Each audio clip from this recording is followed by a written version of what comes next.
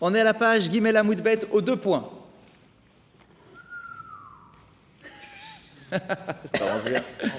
Alors, si vous pensiez que le cours de la semaine dernière était compliqué, vous êtes loin d'imaginer ce qui nous attend ce soir. Je crois qu'elle est là, s'appliquer. Robert, tu vois, 2 tiers au milieu. Guémel. Allez, on y va. Il y a des livres ici, il y a des livres.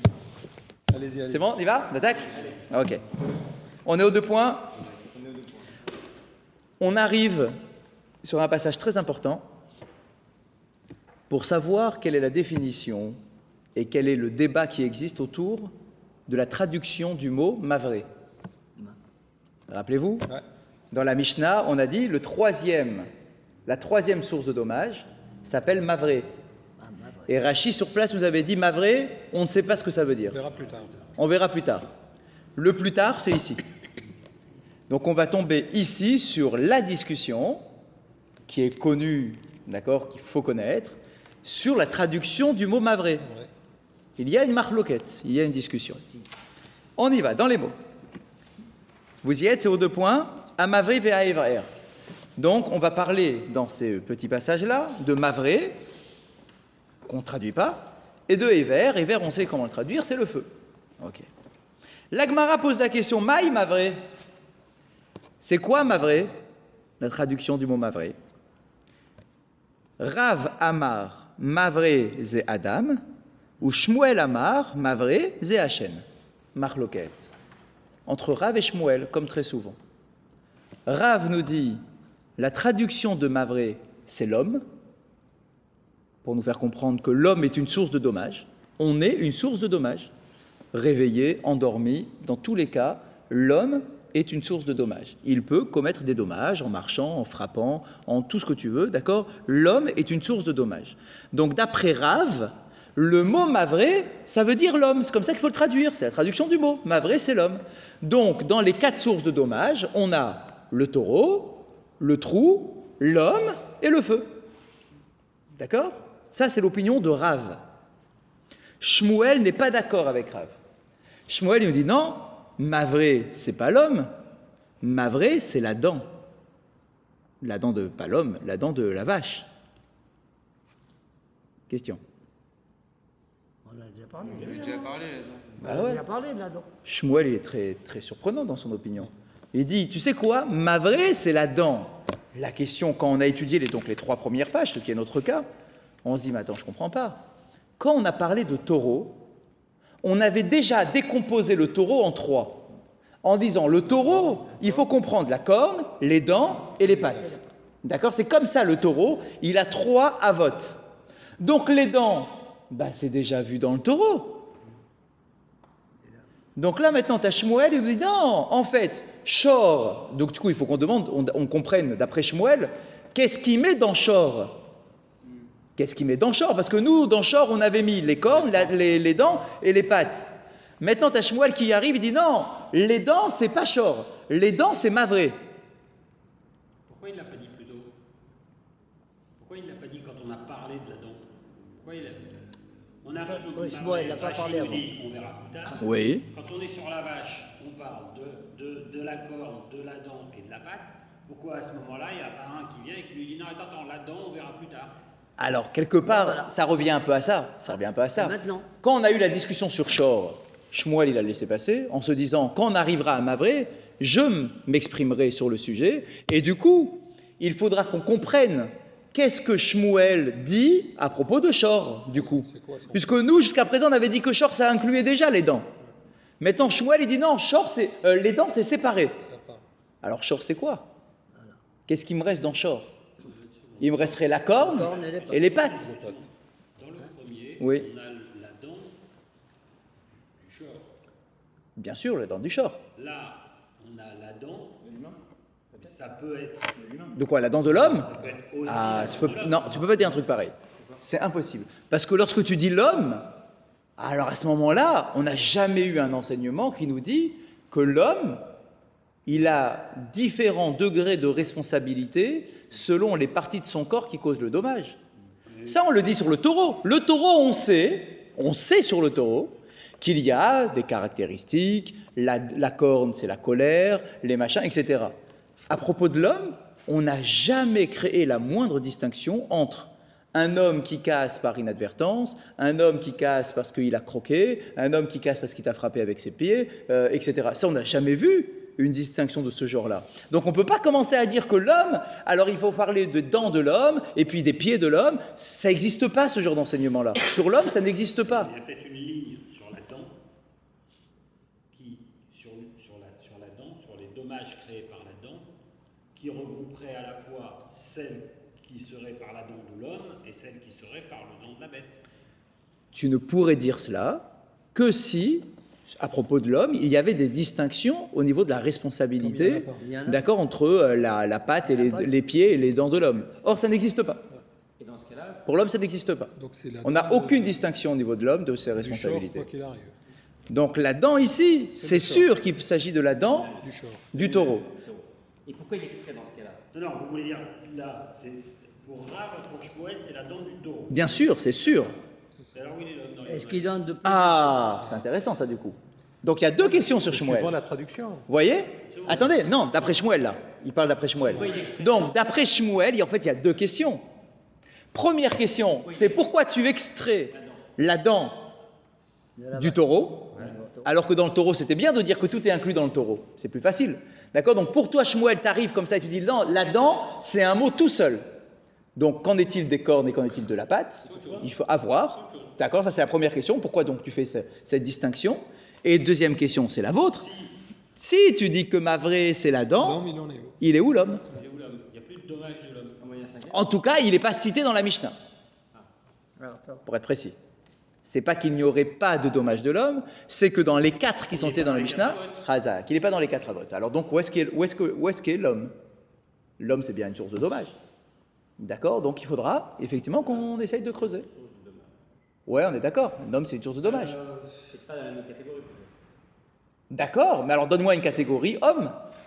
Parmi les quatre là. Il faut une catégorie. Tu me donnes les quatre. On a des animaux, on a un objet. Oui. Des objets, entre guillemets, un puits, Oui. un feu. D'accord. Et on a l'homme. Et alors il est où l'homme? Un beddin à part, entre guillemets. Ce que je veux dire. Ah, alors il n'est pas dans les quatre.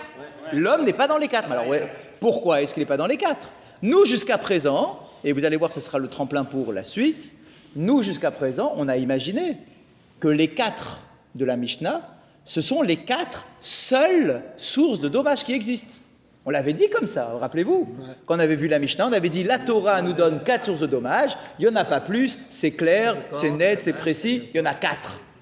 Là maintenant, si d'après Shmuel, on sort l'homme de la liste des quatre, alors du coup, il est où l'homme? Il doit être dans une sous-catégorie. Donc, si tu dis qu'il est dans une sous-catégorie, ça veut dire qu'il est une tolada. Mais on ne peut pas imaginer que l'homme, c'est juste un dérivé. L'homme, c'est une source de dommages. Ou bien, il faudrait dire qu'en réalité, il va y avoir d'autres sources de dommages qu'on n'a pas encore vues. Ah bah, parce qu'on ne peut pas imaginer qu'il n'y a pas l'homme, quand même. L'homme, c'est une source de dommages. On avait dit en plus, Oui, mais on c'est est- pas possible. Razak, donc il faudra qu'on s'en sorte. Il faudra qu'on réfléchisse. De quelle façon? Exactement. D'autant plus que si vous vous souvenez, on avait déjà dit il y a 2 ou 3 semaines que l'homme, il y avait un enseignement comme ça, c'était une braïta. Il disait l'homme est tout le temps responsable de ses actes, qu'il soit réveillé ou même endormi. Donc on a bien un enseignement qui nous dit que l'homme est responsable de ses actes. D'accord, est responsable des dommages qu'il cause. Donc si Shmuel il arrive et il dit l'homme, eh ben il n'est pas dans les 4, où est-ce qu'il est? Où est l'enseignement officiel qui me dit que l'homme, c'est une source de dommages? Il est où cet enseignement? Il faudra qu'on se pose la question, qu'on y arrivera. Donc, pour l'instant, tout est clair, tout est facile. Rav, donc, la question est de savoir, qu'est-ce que Mavré? Dans les quatre, il y en a un qui s'appelle Mavré. Qu'est-ce qu'il signifie? Rav dit, Mavré, c'est l'homme. Shmuel dit, Mavré, c'est la dent du taureau. Les dommages commis par les dents. Ok? Ça veut dire qu'il va y en avoir un autre après. En tout cas, on ne sait pas pour l'instant. On verra, on se laisse la Non, surprise. mais donc ça veut dire que en fait c'est le même mot pour signifier deux choses. Quoi. Ah non, ça c'est impossible.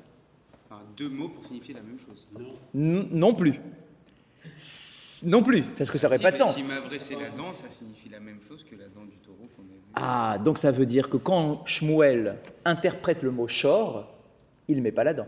Parce que s'il mettait déjà la dent dans Shor, il n'aurait pas besoin de le mettre dans Mavré. Tu vois, il ne va pas te dire deux fois le même enseignement. Ok. Alors, quelle est la méthode d'une Gemara de ce genre-là? Il y en a un qui dit l'homme, l'autre il dit la dent. Méthodologie, avant même de lire, on sait exactement où est-ce que la Gemara va nous amener. Elle va nous dire pourquoi, enfin, quelle est la source de chacun. C'est un mot qui n'est pas connu, donc a priori. C'est un mot un peu rare, ce mot mavré. Si c'était un mot connu, alors ce serait clair. Donc, il faut que chacun justifie son opinion. Toi, Rav, pourquoi tu dis que mavré c'est l'homme? Et toi, Shmuel, pourquoi tu dis que mavré c'est la dent? C'est ça la question qui va arriver, c'est sûr. Et une fois qu'on aura posé cette question-là, quelle va être la deuxième question de la Gemara? Avant même de lire, c'est sûr qu'on va aller dans ces domaines, dans cette route-là. La Gemara va poser la question, pourquoi est-ce que Rav n'admet pas l'opinion de Shmuel, et pourquoi est-ce que Shmuel n'accepte pas l'opinion de Rav? C'est sûr que ça va être comme ça. D'accord? Avant même de lire la suite. Alors on y va, maintenant on lit. Juste pour me remettre dans le Allez-y, bain. allez-y. Le Mavré, c'est une tolada de Shor. Attention, non, Mavré fait partie des 4 Avot Nezekin, des 4 de la Mishnah. Des 4 de la Mishnah. D'accord, juste. Ouais, des 4 de la Mishnah. Le feu. Le taureau, le trou, Mavré et le feu. Et dans le taureau, on avait déjà parlé. Razak, c'est la question qu'on a posée. On a dit, mais dans le taureau, on a déjà dit qu'il y a les dents. Qu'est-ce que toi, tu me dis maintenant, Shmuel, que Mavré, c'est les dents? Ben, c'est déjà inclus dans le taureau. On avait dit les dents. Shor, on avait dit Shor, il se décompose par cornes, dents et pattes. Dents, on avait dit quel mot? Chêne. Chêne. Et là, il dit exactement Mavré. chêne, il dit exactement pareil. Et, oui, d'accord. Et lui, il dit quoi, Shmuel? Il dit Mavré, c'est chêne. Mavré, c'est la dent. Ah, je comprends pas, c'est déjà dans Shor. Ok, on est bien? On est bien. On reprend dans la Gemara, messieurs. Attention, attention, s'il y a des pros du Tanakh, c'est le moment de réagir. S'il n'y en a pas, bah, réagissez pas. Rentrez chez vous. Vous avez un Tanakh là? Ah, Khazak. Alors attention, attention.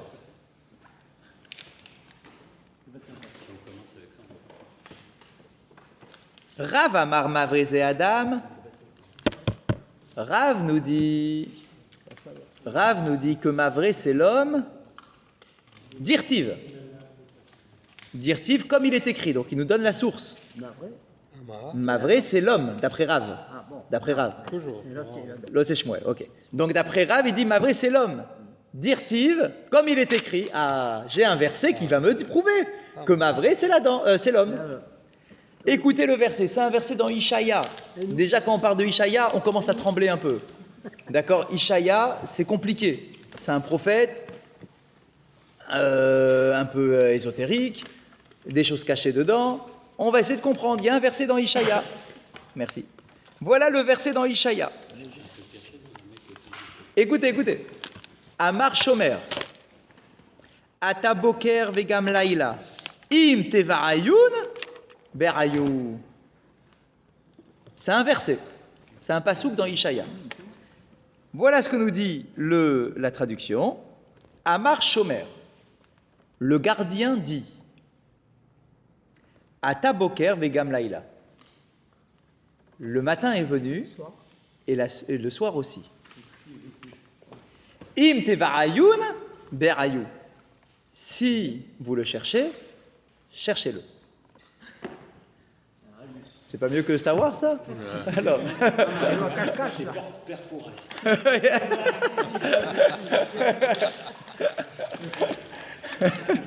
Est venu le matin et aussi la nuit. Si vous le cherchez, cherchez-le. Je dirais qui est Père Fouras. J'ai un peu de culture quand même. C'est Rav Fouras.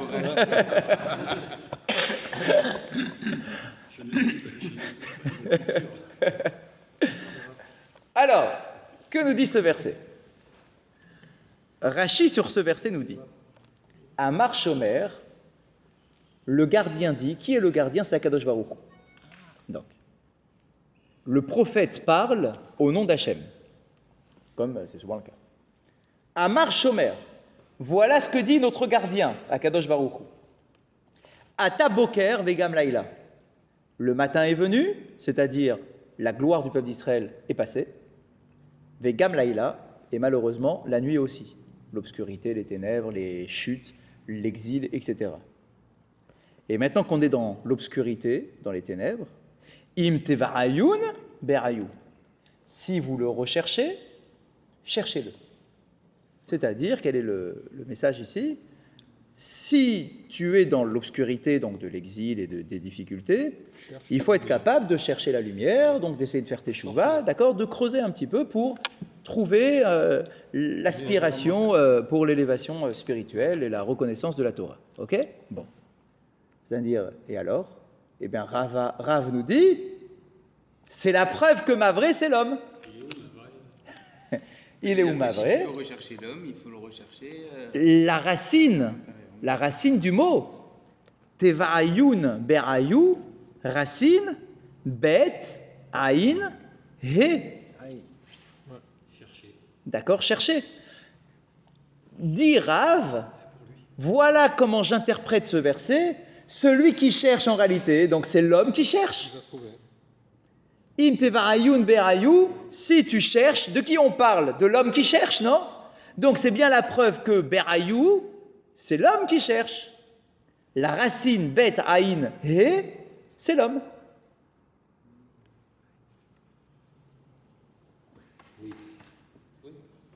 Donc Rav tire son enseignement de dire que Mavré c'est l'homme de ce passouk, et on n'a rien de plus.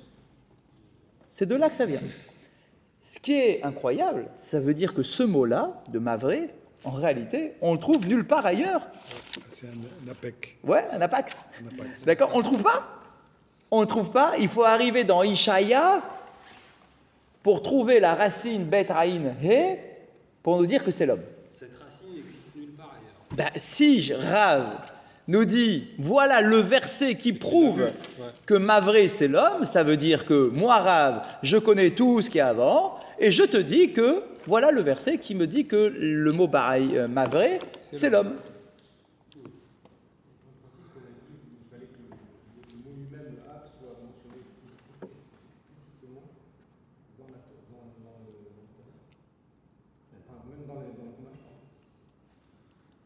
Le mot homme, il est explicite dans la Torah, c'est clair. À propos de Mishpatim, on voit les dégâts commis par un homme, c'est évident. Maintenant, le problème, c'est que les termes de la Mishnah, quand elle parle de l'homme, elle n'a pas dit Adam. L'auteur de la Mishnah n'a pas dit Adam. Pourquoi il n'a pas dit Adam? On ne sait pas. Il a dit Mavré. Alors du coup, Mavré, moi, Rav, je pense que c'est l'homme. Pourquoi l'homme? Parce que dans la Torah, on parle des dégâts commis par l'homme. Ah, mais quand même, prouve-moi que le mot Mavré, c'est l'homme. Va le chercher. Alors hop, il a cherché. Shmuel et Rav, ils utilisent le même passouk? Bien sûr. Non, ah non. Ils étudient la même Mishnah. D'accord. Ce sont des Amoraïm. Ils étudient la même Mishnah. Donc ils ont les deux, Rav et Shmuel, ils ont la même Mishnah à décortiquer. Les deux premiers mots, ils sont faciles. Le troisième est compliqué. C'est Mavré. Rav, il dit Mavré, c'est l'homme. Moi, j'ai par tradition de dire que Mavré, c'est l'homme. Et j'ai une preuve. La preuve, elle est dans Ishaïa. J'ai un verset dans Ishaïa où je trouve la même racine que Mavré, et je vois là-bas donc que le Tana, l'auteur de la Mishnah, a voulu, je ne sais pas pourquoi, nous donner un petit clin d'œil à ce verset de Ishaïa pour nous dire que Mavré, c'est l'homme. Ils n'ont pas le même. Une seconde. On trouve juste la racine. Après, c'est une histoire de forme grammaticale, mais j'ai la racine. Bet, aïn, he. Je l'ai. Pour Rav, ça suffit. Gardez votre question. Ok, alors on accepte, hein, de toute façon. C'est son enseignement, c'est sa tradition. Il a cette tradition de lecture. Bien. Alors du coup, on va voir Shmuel. On dit, et toi Shmuel alors? Toi, tu dis que Mavré, c'est la dent. Là, ici, dans le verset de Ishaïa, tu ne peux pas me faire rentrer le mot dent, hein, d'accord? On cherche un homme qui cherche, il ne cherche pas avec ses dents. D'accord? Donc c'est quoi ta source à toi, Shmuel, pour nous dire que Mavré, c'est la dent? Ou Shmuel Amar, Mavré Zéchen. Shmuel, il te dit que Mavré, c'est la dent. Dirtiv, comme il est écrit, il doit aussi trouver un verset pour se justifier. Nirpesu Esav Nivru Matspunav. Alors pour ceux qui ne connaissaient pas Ishaïa, ils vont encore moins connaître Ovadia.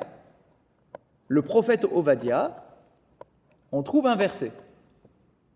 Quel est le verset? Nirpesu Esav, c'est un verset sur la fin des temps, à propos de Esav. Esav est la descendance de Édom. Et là-bas, qu'est-ce qu'on dit? Nir Pesou Esav. Comment est-ce qu'on a fouillé Esav? Nivrou Matspunav. On a dévoilé ses trésors. On a dévoilé ce qui est normalement caché. Il est où, Mavré? Bah, vous le trouvez tout seul, allez-y. Nivrou. Nivrou? Il n'y a pas de hé.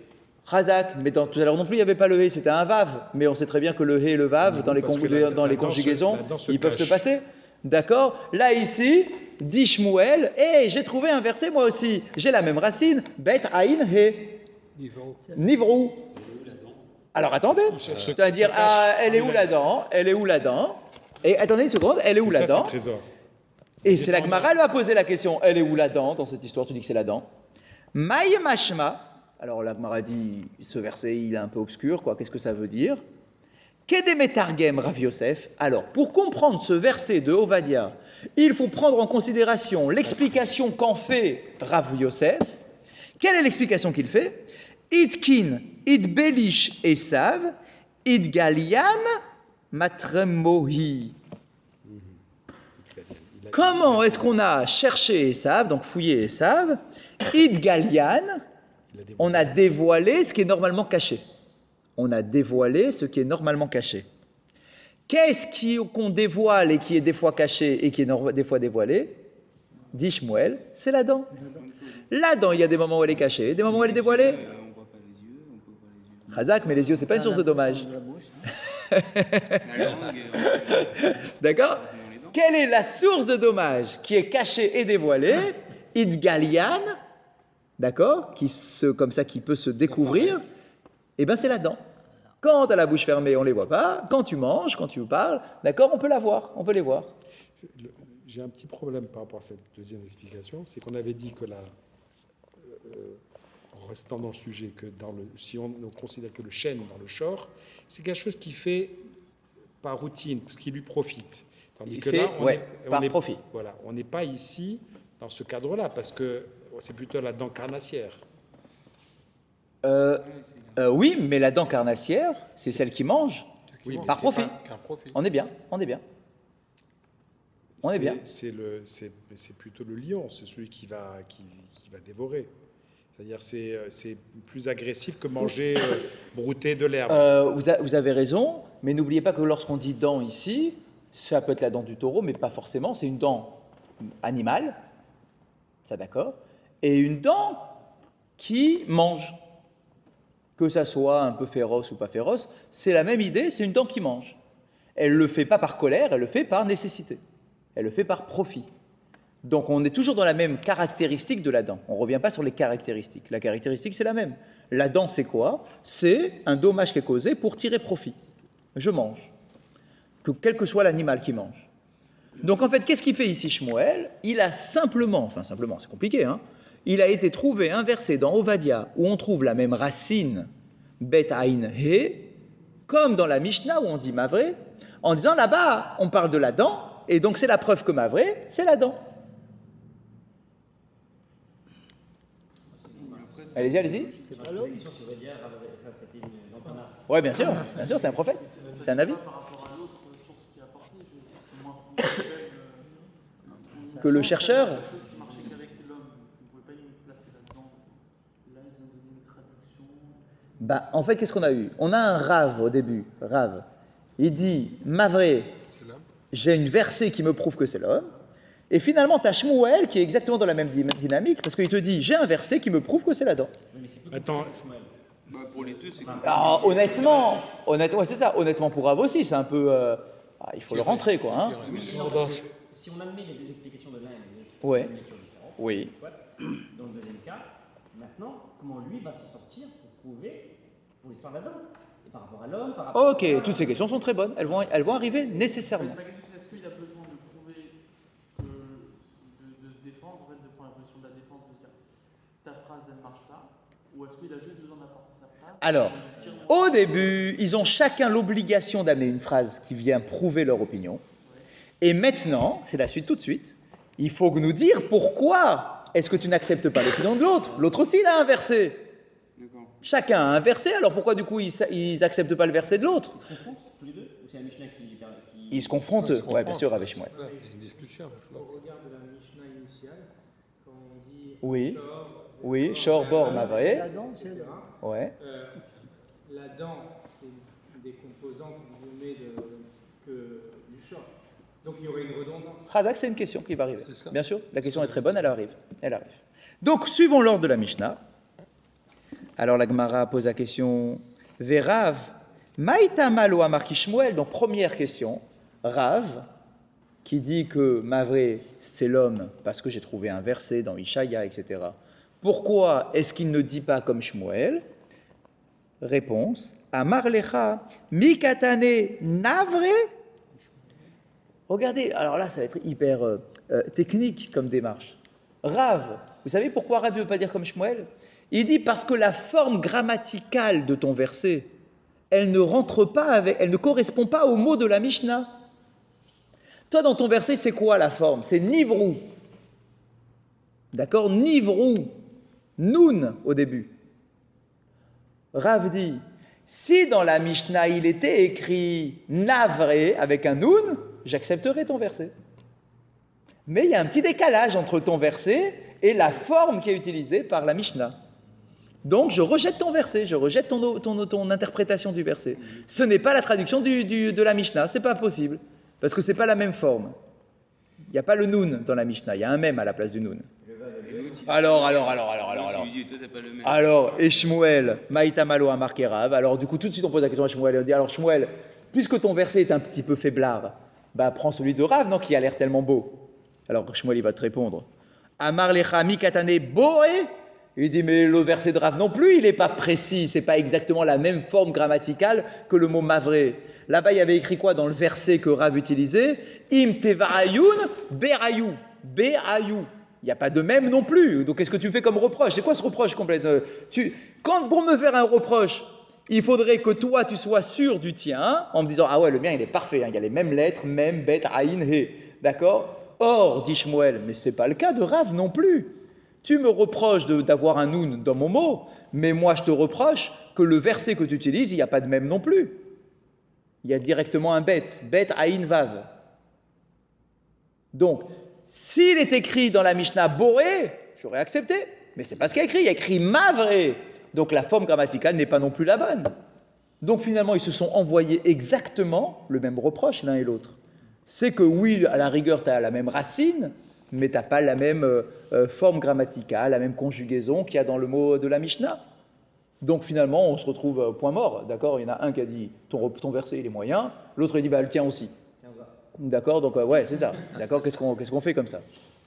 Alors, la Gemara elle-même, elle va dire Mikedi, donc je constate Karae lokemar daike, velokemar daike.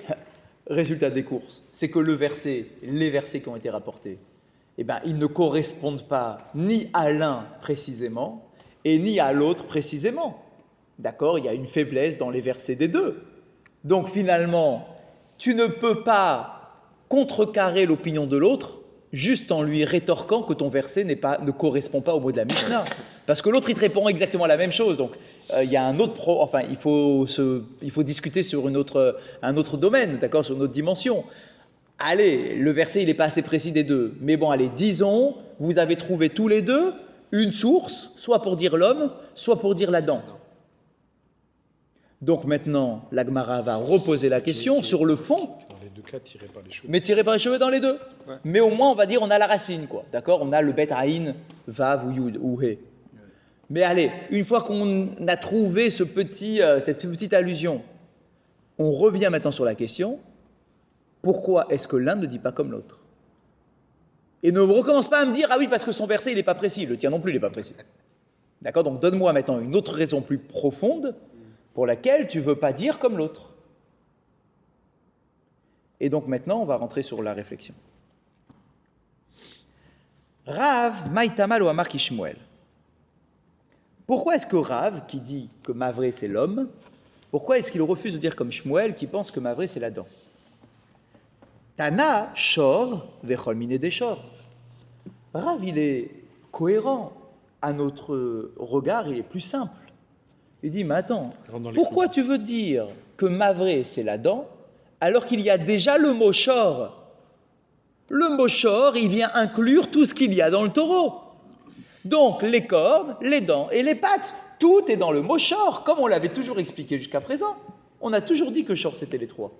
Pourquoi toi, Shmuel, tu arrives maintenant en me disant que, ah non, mavré, c'est les dents? Ça veut dire que tu as sorti les dents du taureau, et il faut maintenant me dire où est-ce qu'il est l'homme, etc., etc. Enfin, toutes les questions qu'on a posées. Donc, Rav, il est un peu plus simple par rapport à ça. Il dit, mais non, dans shor, il y a déjà les dents. Alors, du coup, on se tourne vers Shmuel, et on dit, hé, Shmuel, qu'est-ce que tu réponds? Bah, réponds.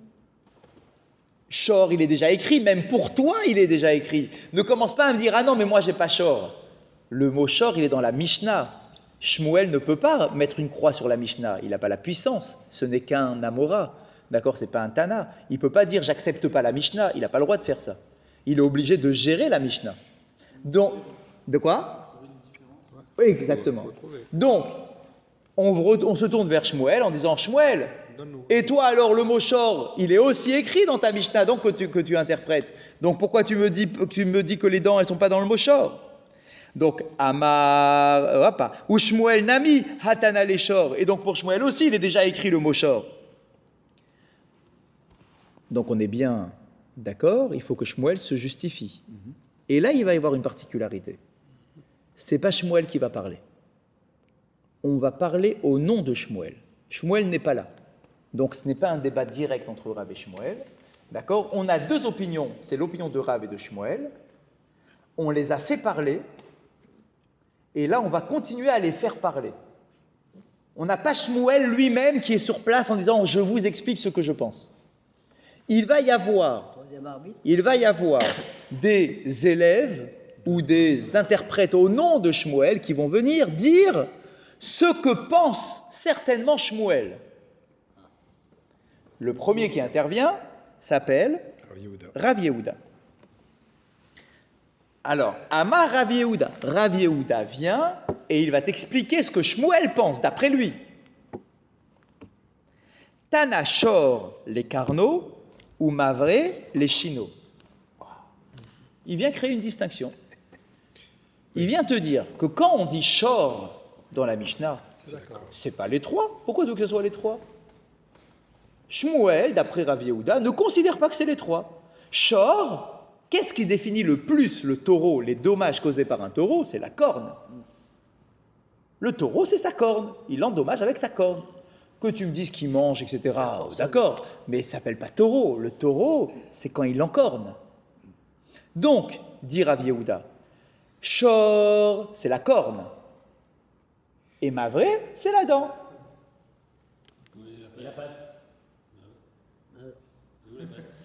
Et la Quelle tête. invention de Yehuda? Voilà, son frère Rav Ok. Yehuda. Bah, on regarde la question.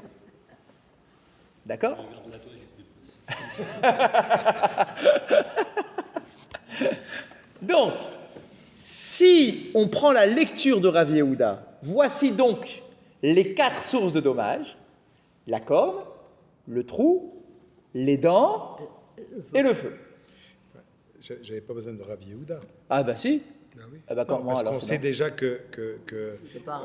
au moins on sait la moitié de la chose, c'est qu'on sait que Shen c'est sorti du shor. Chazak. Donc, Très bien. voilà. Donc il nous restait la question de savoir qu'est-ce que shor. Voilà. Qu'est-ce que shor? Ça aurait pu être. C'est le shor moins le Shen Et moins les pattes aussi. et moins les pattes aussi. Parce que les pattes du coup elles ont disparu, hein, les pattes. Mais ça, Les pattes ont disparu, comme vous l'avez dit. Ça nous apprend pas grand-chose de plus. C'est vrai pour l'instant, si ce n'est que le mot shor, il ne vient pas englober tout le shor, il vient parler d'une particularité du shor qui est la corne. Il vient simplement dire le modèle est complètement différent Exactement. de celui de Rav. Exactement. D'accord? Donc, j'ai exclu l'homme. Il faudra qu'on se trouve où est-ce que l'homme maintenant, hein, où est-ce qu'il est passé l'homme, parce que c'est quand même une source de dommage. Et il nous faudra trouver les pattes. Du coup, on a sorti les pattes. Parce que ça nous allait bien de dire que shor, ça venait tout englober. Maintenant, dans shor, j'ai plus les pattes, j'ai que la corne. Donc, j'ai la corne, j'ai le trou, j'ai les dents et j'ai le feu. Ok. C'est l'opinion de Rav Yehuda en disant voilà ce que pense Shmuel. Hein. On est bien clair. Hein. C'est Rav Yehuda qui dit voilà ce que pense Shmuel. dans la Mishnah, je ne me rappelle plus, Oui. est-ce qu'on disait que Shen, ça faisait partie des Tolada de Shor? Non. Non, ça c'est le Gaïmera qui l'a dit. C'était une braïta D'accord. qui venait nous dire que Shor, il fallait comprendre dans Shor 3 avot qui s'appelaient cornes, dents et pattes. Mais avot. Donc ici, il y a déjà une Chazal. ramification dans les manières de penser. Exactement. Que tu me dises que Rav Yehuda, au nom de Shmuel, n'est pas d'accord avec une braïta, ça ne me gêne pas profondément. Mais il est obligé d'être d'accord avec une Mishnah. Voilà. D'accord, mais avec une braïta, ça va, il y a des braïtas qui disent ça, des braïtas qui disent d'autres choses. D'accord, donc je peux être contre la braïta qui me disait que Shor, ça venait englober les 3. Ça, c'est pas grave en soi. Donc, Rav Yehuda parle au nom de Shmuel. Et il te dit donc qu'il y a la corne et les dents qui font partie donc des 4 mots en question de la Mishnah. Une fois qu'on a dit ça, qu'est-ce qu'elle avait fait la Mishnah? Parce qu'il faut qu'on réinterprète notre Mishnah. Eh ben, il faut d'abord trouver où est l'homme. Alors ça, ok, on laisse la question. Une notion qu'on a occultée que Ah, dites. dans la Mishnah, on parle de roi Chaim. Et on a le sentiment que on dit. Allez-y, je vous écoute.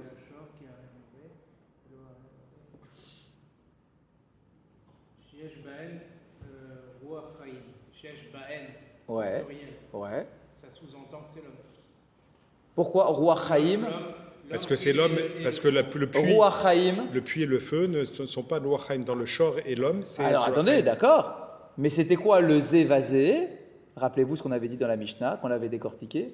On avait dit c'est Shor et Mavré. Oui.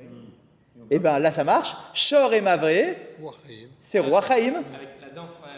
C'est roi Chaim, on n'est pas contre roi Chaim. Non. Que tu me dises que Mavré c'est l'homme ou Mavré c'est l'homme, ou la dent, c'est un souffle de vie. C'est vivant, non? C'est vivant. C'est un être vivant. Ah ben non, parce que là, je suis pas d'accord. Parce que vous gardez dent. Ouais, mais La si dent, on c'est la regarde dent. C'est encore, pas, on c'est peut- un. On peut pas dire qu'un os, c'est un. Non, mais c'est pas la dent telle quelle. La dent C'est la dent qui appartient à sa vache. quoi. C'est-à-dire la C'est vache, un elle animal.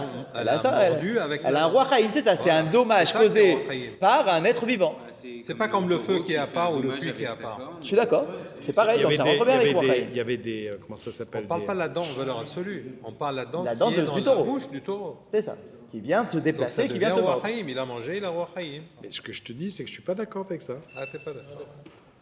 C'est-à-dire que tu peux pas. C'est pas le Chaim, tu peux pas définir un Roi Chaim comme une partie anatomique de ce Roi Chaim.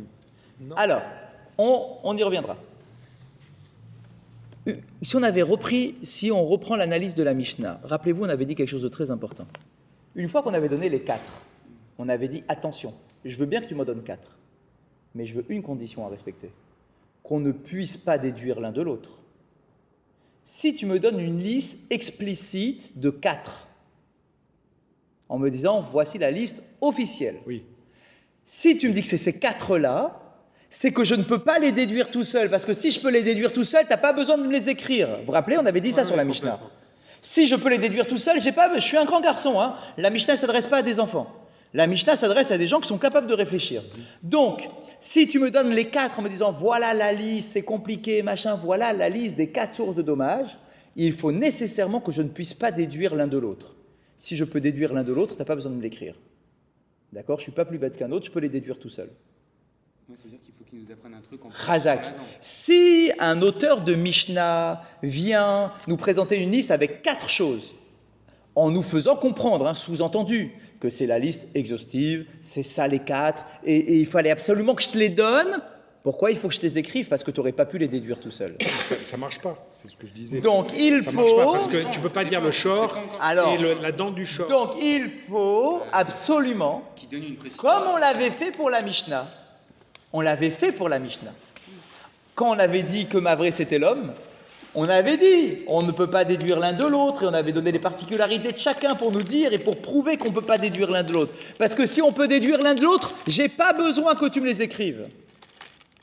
Donc, qu'est-ce qu'elle va faire la Gemara? Maintenant qu'elle a une nouvelle interprétation des mots Shor et Mavré, il faut que tu me prouves que je ne peux pas déduire l'un de l'autre. Entre cornes et dents. Parce que si tu me dis que je peux déduire l'un de l'autre par un Kal Vachomer, en faisant un raisonnement de a fortiori, si je peux faire un a fortiori tout seul, j'ai pas besoin que tu me l'écrives. Donc, justifie-moi, toi, Rav Yehuda, avec ta nouvelle interprétation là, justifie-moi que je ne peux pas déduire l'un de l'autre. Alors, on y va. On va voir.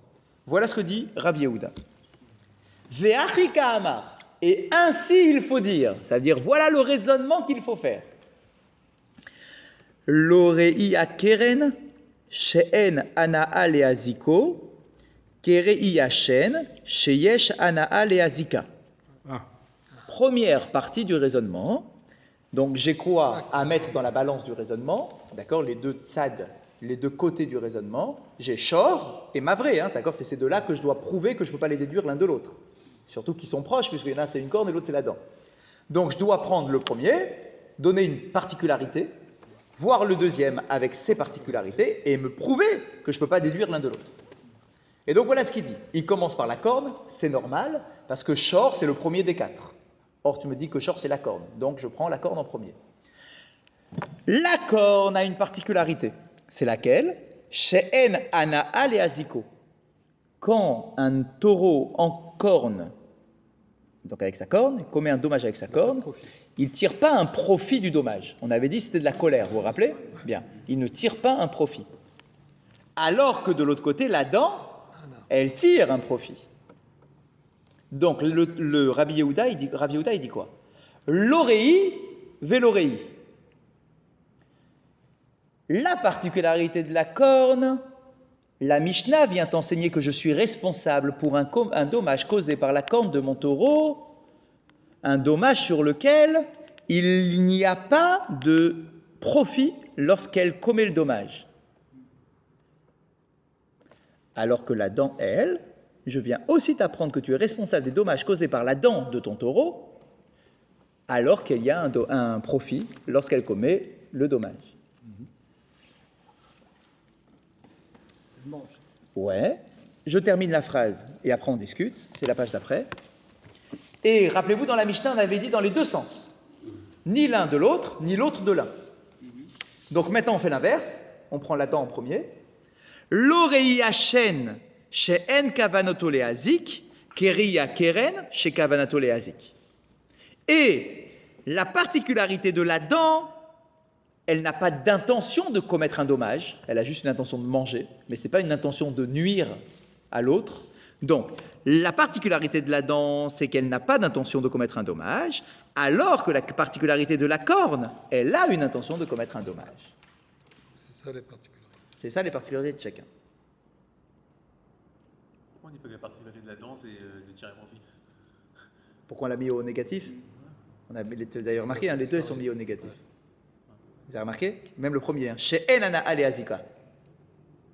On a dit la corne, sa particularité c'est qu'il ne tire pas profit. Alors que la dent, elle tire profit.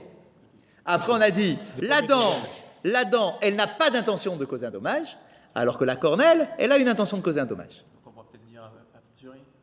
Donc ce qu'on doit dire là maintenant, pour que le raisonnement soit beau, propre et tout, on doit dire ah ouais, bien vu, ce n'est pas un Kal Vachomer.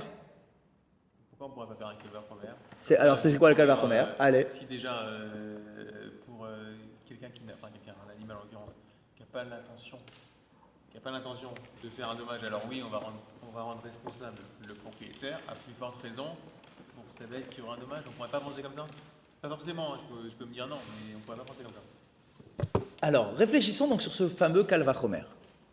On a quoi ici dans la balance? Je vous rappelle, le Kal Vachomer, pour que ce soit bien clair pour la tête de chacun. Kal Vachomer. Léger et lourd. C'est un raisonnement a fortiori. Si déjà tu me dis qu'un monsieur est capable de porter 100 kilos, alors à plus forte raison qu'il sera capable de porter 50 kilos. C'est ça un Kal Vachomer. Je n'ai pas besoin de me l'écrire. Si déjà tu me dis qu'il peut porter 100, je sais qu'il peut porter 50. On est d'accord? C'est ça le Kal Vachomer. Ça veut dire quoi? Ça veut dire que dans la phrase que tu m'exprimes, pour que ça soit un Kal Vachomer, ou plutôt que ça soit un chidouche, donc le sens inversé, il faut que tu me donnes la petite information et que ensuite tu m'apportes une grosse information. Parce que si tu me le fais à l'envers, Si tu m'apportes déjà la grosse information, j'ai plus besoin de toi pour m'apporter la petite. Je la déduis tout seul. C'est ça un Kal Vachomer. Exactement. D'accord? Kal Vachomer. Bien. Ici, c'est quoi le raisonnement? On nous dit, la corne, toi le propriétaire de ton taureau, tu es responsable du dommage causé par ta corne, chez Enana Aleaziko. Alors que le taureau n'a pas, il ne tire pas profit du dommage.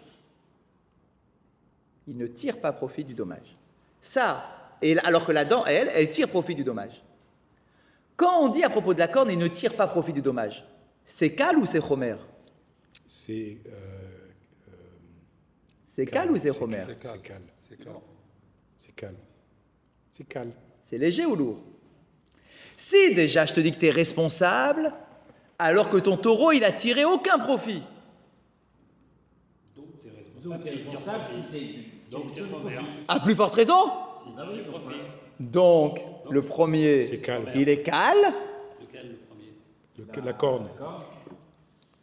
La corne, qu'elle tire Si pas déjà... Oui, vous avez raison, il a raison, il a raison. Dans ce sens-là, il a raison. Dans le gros, tu es responsable, alors dans le petit aussi. C'est quoi le scoop ici? Le gros, c'est Chomer. Le scoop, c'est ici, on parle de CPI. Tu te rends compte? Si. Tu te rends compte? Il n'a pas tiré profit et t'es quand même responsable. T'es quand même C'est un responsable. scoop ça. Donc, Mais ma bâtelle n'a pas tiré profit. Eh ben t'es quand même responsable. Waouh, c'est un scoop. Et après tu viens me dire, et quand elle tire profit, t'es aussi responsable. Ben merci. Si déjà quand elle tire pas profit, je suis responsable, à plus forte raison quand il va tirer profit que je serai responsable. Donc tu m'as déjà mis le Chomer avant le Kal. Donc ton raisonnement, j'ai pas besoin de toi. Je peux le déduire tout seul. D'accord? Sauf que si on fait un rentrant. Et dans l'autre sens, après tu m'as dit quoi? Tu m'as dit, la dent, sa particularité, c'est qu'elle n'a pas d'intention de commettre un dommage. Tu me dis, quand ton taureau il commet un dommage par sa dent, bien qu'il n'ait pas l'intention de commettre bien qu'il n'ait pas l'intention de commettre un dommage, tu es responsable. C'est le lourd. Donc ça c'est déjà lourd, c'est un scoop, c'est un scoop. Il a pas envie de faire. Et là maintenant tu viens me dire, et quand il a l'intention de commettre un dommage, je suis aussi responsable. Ben, merci, t'as pas besoin de me l'écrire. Hein. Si déjà quand il n'avait pas l'intention de commettre un dommage, je suis responsable, à plus forte raison, lorsqu'il a l'intention de commettre un dommage. Mais donc, c'est un bug. Donc la Gemara va dire, Velaf Kalva Chomer ou? Il dit, mais dis-moi, ton raisonnement là, ça tient pas la route, c'est un Kalva Chomer. Je peux le déduire tout seul, ce que tu me dis. J'ai pas besoin de toi pour me l'enseigner, donc je peux déduire l'un de l'autre. J'ai pas besoin de me donner les deux. Tu tiens pas la route, Rav Yehuda. D'accord? C'est exactement ce que vous avez dit. Pour le deuxième sens. De quoi? Oui, pour le deuxième. Pour le deuxième sens. Vous savez quoi pour le deuxième sens? Non, enfin, pour le La deuxième. deuxième, c'est la deuxième. Oui. Même pour le premier? Oui, mais je le vois maintenant, mais le premier. Ouais. Oui, vous l'avez remarqué vous pour le deuxième, en réalité ça marche aussi pour le premier. Si déjà j'ai une responsabilité, quand ma bête ne tire pas de profit, à plus forte raison lorsqu'elle tirera un profit. Vous savez pourquoi? Parce que si tu me dis que dans les quatre, il y a la corne et la dent, Il ne faut pas qu'elles soient liées. elles ne doivent pas, on ne doit pas pouvoir le déduire tout seul. Si tu me dis que les quatre sont écrits, c'est que je ne peux pas les déduire tout seul. Si je peux les déduire tout seul, tu n'as pas besoin de m'écrire l'un des deux. Non, mais pourquoi on soulève une fois que c'est dit? C'est dit. Pourquoi on va dire... Ah non, parce que le Tana, il n'est pas censé dire des trucs qui servent à rien. C'est ça le principe de Dans ce base. cas-là, même Le pas- Tana, il n'est pas censé dire. Une Mishnah, c'est condensé. Non, mais là c'est dans la Mishnah, c'est pas dans la discussion. De quoi? C'est La liste des quatre, c'est dans la Mishnah. Bien. C'est de base. L'interprétation que veut faire Shmuel de la Mishnah, de dire que l'un des quatre, c'est la dent, ça veut dire que la Mishnah dirait que la corne et la dent sont les quatre de la Mishnah. D'accord? Donc maintenant que tu me dis ça, il faut que tu me prouves que je ne peux pas déduire l'un de l'autre. Or, par ton raisonnement que tu es en train de me faire, toi, Rav Yehuda, je te dis que je peux déduire l'un de l'autre. Alors, ce que je ne comprends Par un pas, Kalva Chomer. ce que je ne comprends pas, si c'était le cas, pourquoi quand on a fait le shor, les toladot du shor, on aurait dû dire pareil entre le chêne et la corne? Ah, très bien. Pourquoi on ne l'a pas fait là-bas? Parce que là-bas, ce n'était pas la Mishnah, c'était qu'une Braïta, qui m'enseignait que taureau, c'était les trois particularités. On n'était pas en train de faire... D'accord, c'est pas la même classification Exactement. de choses complètement indépendantes. Razak. Là-bas, dans la Mishnah, on me dit, voici la liste officielle des 4 sources de dommages. Dans la Braïta, c'était juste pour me dire que dans le taureau, il y a 3 choses. D'accord? Mais, excusez-moi, Et que les 3 choses en question... Moi, je le suis parce que à ce moment de la discussion, Keren, Shen et Regel, vous nous les présentiez allez-y. comme des avots. Bien sûr, ce sont des avots. Or, ça devient... Alors, je vais dire, alors on peut les déduire tout seul? Qui a des toladotes qui deviennent des avots. Donc on pouvait les déduire tout seul? Votre question, elle est bonne aussi? Non, on ne pouvait pas les déduire tout seul. Non, c'est-à-dire qu'une fois que tu me donnes la liste... Où ils avaient un statut de Av, où ils avaient un statut de Tolada. Alors peut-être Si, que ça vient parce de qu'on avait un Braïta. Av spécial, en fait le shor c'est un Av spécial, qui vient couvrir 3 Avot. Ça c'était la Braïta, attention, hein, C'est ça, c'est que... sur lequel Shmuel n'est pas d'accord en disant non. À l'époque, moi j'ai pas vu ça comme une Braïta différente. Chazak, c'est grâce maintenant à l'avancée de notre raisonnement C'est maintenant qu'on a- qu'on arrive à refaire une lecture. Et normalement, on est toujours censé faire ça. Revisiter. On est toujours censé faire ça. C'est-à-dire qu'on avance, on a des infos qu'on prend on comme on les revient, présente. on revient. Et Ensuite, normalement, une on fois qu'on arrive là, on rebat dit les cartes, ah, on reprend le alors registre. laisse-moi maintenant le temps de Le réétudier raisonnement. le passage qu'on avait eu avant. Oui. Et donc finalement, on avait une braïta qui nous disait que Shor, ça venait se décomposer en 3 avot. Mais c'est vrai que là-bas, à aucun moment on avait dit que je pouvais déduire l'un de l'autre. Absolument. Ça nous avait pas du tout gêné là-bas. Mais pourquoi on n'avait pas dit ça? Parce que là-bas, ils avaient chacun des particularités qui, a priori, ne pouvaient pas déduire l'un de l'autre. Mais La colère, la corde, c'est la colère, le truc, c'était la hanaa, l'autre, c'était derech hilucha. Mais là, ici, On reprend exactement les mêmes caractéristiques. oui, bien sûr. Parce que c'est la corne. Pareil. C'est exactement C'est pareil. exactement pareil. Donc, Le- du coup, le on se dit alors désir de c'est un faire calvachomer. Exactement. C'est un calvachomer là-bas aussi, Exactement. alors du coup, on est très gêné. Absolument. Et c'est la question qu'on pose ici. On dit ah, mais c'est un Le calvachomer. problème, c'est qu'on est en train de détruire les 2 modèles en même temps. Khazak. Donc il faut que Rav Yehuda, on va lui laisser la chance quand même de s'expliquer, ce Rav Yehuda le pauvre. Explique-nous. D'accord? Il n'est pas stupide, Rav Yehuda. Une question de calvachomer aussi simple que celle qu'on est capable, nous, de remarquer. Bah, Rav Yehuda, dis-moi, bravo. il n'a pas le... Bah oui, non mais dans le fond, c'est sûr. On n'a pas la même Tu vas pas nous capacité vendre ça. de concentration. Rav Yehuda, tout de suite, il voit qu'il y a un calvachomer ici. D'accord? Qu'est-ce que tu me fais là? Explique-nous. Alors, on commence à réfléchir. Donc, deuxième ligne de la page. Velav kavalchomer hu, mais dis-moi, c'est un calvachomer ce que tu es en train de me dire là, c'est n'importe quoi. Ou ma shen kavanatole azik rayav, keren, kavanatole azik lokol sheken. Et donc, la Gemara, elle est gentille, hein, elle nous le fait, les calvachomer, Le si tu mâche, n'arrives pas à le comprendre tout seul. Elle dit, si déjà tu es responsable pour une dent, alors qu'elle n'a pas d'intention de commettre un dommage, alors à plus forte raison que tu seras responsable pour une corne qui a une intention de commettre un dommage. Lokol sheken, n'est-ce pas un calvachomer? Réponse, itzterir. Non, j'en ai besoin. Oui, c'est vrai, je suis pas bête, je sais bien que c'est un calvachomer, mais j'ai quand même besoin de l'exprimer. Ah ouais, pourquoi? Salka data chamina, parce que j'aurais pu faire une erreur de raisonnement. Je vous rappelle qu'on a un salka data chamina, je fais une proposition qui de toute façon va tomber à l'eau finalement. Ah, Toujours. Les soldats. j'aurais pu penser. J'aurais pu penser que, C'était mais pas finalement comme il ne faut ça. pas penser que. Mais qu'est-ce que j'aurais pu penser? Écoutez ça, c'est exceptionnel. Midede ave aevet ve'ama. J'aurais pu comparer la corne